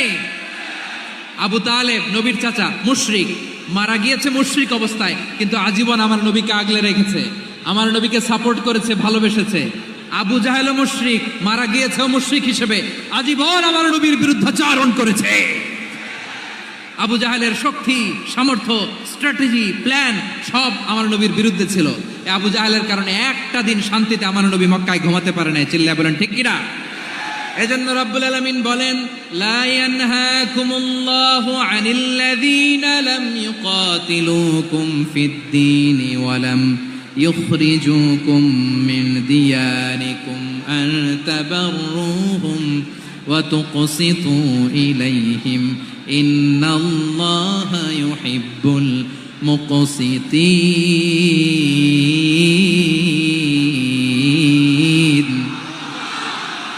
আল্লাহ বলে, গোলামেরা শোনো শোনো, যে সমস্ত অমুসলিম তোমাদের সাথে ধর্মযুদ্ধে লিপ্ত হয় না, তোমাদের বিরুদ্ধে যে সমস্ত অমুসলিম অস্ত্র ধরে না, যে সমস্ত অমুসলিম তোমাদেরকে তোমাদের জন্মস্থান থেকে, ভূখণ্ড থেকে তাড়িয়ে দেয় না, তাদের সাথে ভালো আচরণ করতে আমি আল্লাহ নিষেধ করি নাই। তাদের সাথে সদাচরণে কোনো নিষেধাজ্ঞা নাই, বরং তাদের সাথে সদাচরণ করো, এটাই আমি আল্লাহ চাই। তাহলে আমার যে অমুসলিমরা আমাদের সাথে শত্রুতা করে না, তুচ্ছতাচ্ছিল্য করে না, আমাদের ভূমি থেকে আমাদেরকে উচ্ছেদ করতে চায় না, আমাদের বিরুদ্ধে অস্ত্র ধরে না, ওই অমুসলিম ভাইদের সাথে আমাদের কোনো দ্বন্দ্ব আছে? কোনো বিরোধ আছে? বরং আছে ভালোবাসা। বরং আছে কি? এই ভালোবাসা দিয়ে আমরা বিশ্ব জয় করব। রাজি আছে মুসলমান? আমাদের পুঁজি ভালোবাসা। আমাদের পুঁজি কি? এবার আওয়াজ করে বলেন আমার এই পুরো আলোচনা থেকে, the religious coexistence, peaceful coexistence, শান্তিপূর্ণ সহাবস্থান, কমিউনাল হারমোনি, এই সাম্প্রদায়িক সম্প্রীতি, এই আলোচনা থেকে কি বুঝলেন? ইসলাম কি ন্যারো মাইন্ডেড না ব্রড মাইন্ডেড? এই ব্রড মাইন্ডেড হৃদয় নিয়ে, ভালোবাসা দিয়ে আমরা বিশ্ব জয় করতে চাই। রাজি আছেন? আল্লাহ কবুল করুক। আমরা সবাই পড়ি আমিন। লালমনিরহাটের জেলা স্টেডিয়ামে আমার প্রিয় মায়েরা বোনেরা, আপনাদের জন্য একটা হাদিস বলে শেষ করব। বিশ্বনবী বলেন, আমার মায়েরা খেয়াল করে শুনুন, বিশ্বনবী আপনাদের উদ্দেশ্য করে বলেন, আল মারআতু ইযা সাল্লাত খামসাহা ওয়া সামাত শাহরাহা হাফিজাত ফুরুজাহা আতাআত বা'লাহা ফালতাদখুল মিন আইয়ি আবওয়াবিল জান্নাতি শাআত। বিশ্বনবী বলেন, ও রমণীরা, ও নারীরা, যে সমস্ত নারী এই 4টা কাজ করবে, এই 4টা কাজের গ্যারান্টি দিবে, তাদেরকে জান্নাতের 8টা দরজার গ্যারান্টি দেয়া হবে। কি 4টা কাজ? 1 নাম্বার, আল মারআতু ইযা সাল্লাত খামসাহা, যে নারী 5 ওয়াক্ত নামাজ পড়ে। কি করে? জেলা স্টেডিয়ামে অবস্থানরত আমার নারীরা বোনেরা, বিশ্বনবী আপনাদেরকে 4টা কাজের কথা বলেছেন, খুব বেশি না। 4টা করলে 8 জান্নাতের দরজা সব খোলা। কোনটা দিয়ে যাবেন? যেটা দিয়ে মনে চায়। 1 নাম্বার 5 ওয়াক্ত নামাজ। আমার বোনেরা জোহরের নামাজ পড়তে পড়তে এটা আসরে নিয়ে যায়, আসর পড়তে পড়তে এটা মাগরিবে নিয়ে যায়। এরকম আসরে নাই? লালমনিরহাটে হয়তো নাই। আমার বোনেরা এটা করবেন না। ইন্নাস সালাতা কানাত আলাল মুমিনিনা কিতাবাম মাওকুতা, সময় মতো পড়বেন। সামাত শাহরা, রমাদানের রোজাগুলো রাখবেন। হাফিজাত ফুরুজাহা, যে নারী তার চরিত্রকে হেফাজত করে, তার প্রাইভেট হেফাজত করে, তার লজ্জাস্থান হেফাজত করে। ও মায়েরা, আপনার এই গর্ভ যে কত দামি আপনি জানেন না। আপনার এই গর্ভ থেকে, it's a very big institution and you are the MD, the managing director of this institution. চিল্লায় বলেন ঠিক কি না? চাইলেই পারেন হঠাৎ জান্নাতে টুকরা বানাতে। 5 ওয়াক্ত সালাত, রমাদানের রোজা, নিজের চরিত্রের হেফাজত, ও আতাআত বা'লাহা, স্বামীর আনুগত্য। এটাতে অনেকে ভুল করে থাকে। হায় রে আমার বোনেরা, স্বামীর আনুগত্যকে এটা নিজের অপমান মনে করবেন না। আপনার স্বামী আপনার সবচেয়ে বড় গার্ডিয়ান, তিনি আপনার সবচেয়ে ভালো চায়। নারী কখনো গার্ডিয়ানশিপের বাইরে থাকতে পারে না। হয় আপনি বাবার গার্ডিয়ানশিপের ভেতরে, বাপ না থাকলে ভাই আপনার গার্ডিয়ান, ভাই না থাকলে চাচা গার্ডিয়ান, বিয়ের পরে আপনার স্বামী আপনার গার্ডিয়ান। শরিয়া সম্মত স্বামীর আদেশগুলো আপনি মেনে চলবেন, কিন্তু শরিয়া বিরুদ্ধ কোনো আদেশ মানতে আপনি বাধ্য নয়। আওয়াজ করে বলুন সবাই ঠিক কি না? এই 4টা কাজ যদি কোনো নারী করে, বিশ্বনবী বলেন জান্নাতের 8টা দরজা খোলা। তোমার যেটা দিয়ে মনে চায় সেটা দিয়ে জান্নাতে তুমি এন্ট্রি নিতে পারবা। আমরা এখানে লালমনিরহাটের সোহরাওয়ার্দী ময়দানে আজকে যেমন একত্রিত হতে পারলাম, আল্লাহর জান্নাতেও যেন একত্রিত হতে পারে। আল্লাহ তুমি তৌফিক দান করো। আল্লাহ আমার এই কলিজার টুকরা যুবক ভাইদেরকে তুমি ওমরে ফারুকের মতো কবুল করো। জেলা স্টেডিয়ামে অবস্থানরত আমার মা বোনদেরকে তুমি ফাতেমার মতো, খাদিজার মতো কবুল করো। আমাদের কলিজার টুকরা সন্তানদেরকে তুমি সালাউদ্দিন আল আইয়ুবীর মতো কবুল করো। এই যে ইসলামিক সোসাইটি লালমনিরহাটকে আল্লাহ তুমি কবুল করো। আল্লাহ যে কথাগুলো বললাম এগুলো প্রথমে আমাকে, আমার সব ভাইদেরকে আমল করার তৌফিক দান করো। রব্বানা যালামনা আনফুসানা ওয়া ইন লাম তাগফির লানা ওয়া তারহামনা লানাকুনান্না মিনাল খাসিরিন। রব্বানা আতিনা ফিদ দুনিয়া হাসানাতাও ওয়া ফিল আখিরাতি হাসানাতাও ওয়া কিনা আযাবান নার। রব্বুল আলামিন, আরশের মালিক, লক্ষ লক্ষ তাওহীদি জনতা দুনিয়ার কোনো কিছুর আশায় নয়, দুনিয়ার কোনো কিছুর জন্য নয়, তোমার কোরআনের প্রেমে, ইসলামের প্রেমে হাজির হয়েছে। আল্লাহ আমার ভাইদেরকে কবুল আর মঞ্জুর করে দাও। ইসলামের জন্য এই গণজোয়ার, এই উচ্ছ্বাস, এই এনার্জি শক্তিগুলোকে আগামীর ইসলামের জন্য কবুল আর মঞ্জুর করে নাও। গাড়িতে করে, হুন্ডায় চড়ে, সাইকেল দিয়ে, রেল লাইন দিয়ে, রেলে চড়ে চড়ে লক্ষ লক্ষ ভাইরা বিভিন্ন জেলা থেকে আজকের এই ঐতিহাসিক লালমনিরহাটের প্রোগ্রামে যারা জয়েন করলো, নিরাপদে তুমি আবার তাদেরকে গন্তব্যে পৌঁছে দিও। রব্বানা তাকাব্বাল মিন্না ইন্নাকা আনতাস সামিউল আলিম ওয়া তুব আলাইনা ইয়া মাওলানা ইন্নাকা আনতাত তাওয়াবুর রহিম। সুবহান রাব্বিকা রাব্বিল ইজ্জাতি আম্মা ইয়াসিফুন ওয়া সালামুন আলাল মুরসালিন والحمد لله رب العالمين وجعل آخر كلامنا عند الموت لا إله إلا الله محمد رسول الله صلى الله عليه وسلم.